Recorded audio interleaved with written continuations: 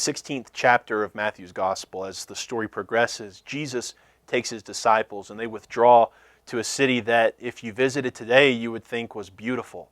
And it is, by every imagining. It's a beautiful city. It's the city Caesarea Philippi. It's about 25 miles north of the Sea of Galilee, which makes it too far north to be in the region of Israel. And it's famous in the ancient world for something that today we would look at and say, oh, how pretty. There is a cave along a cliff face. So there's a big cliff face here at Caesarea Philippi, just outside the city, and a cave underneath this cliff face. And in the ancient times, a natural spring bubbled out of that cave and came down to water the surrounding area. Today, that cliff has been covered over because of an earthquake, and the spring comes out a little further down, but that water used to bubble out of the cave.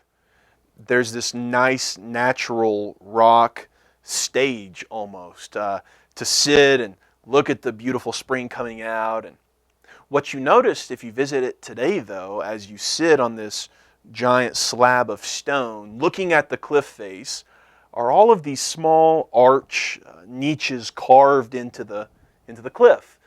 Seems rather odd, but in the days of Jesus there would have been small statues in those niches.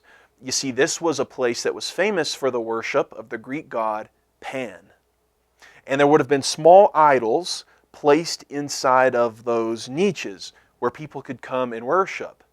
Now, this was a worship of fertility. It was a fertility cult that was practiced here at Caesarea Philippi.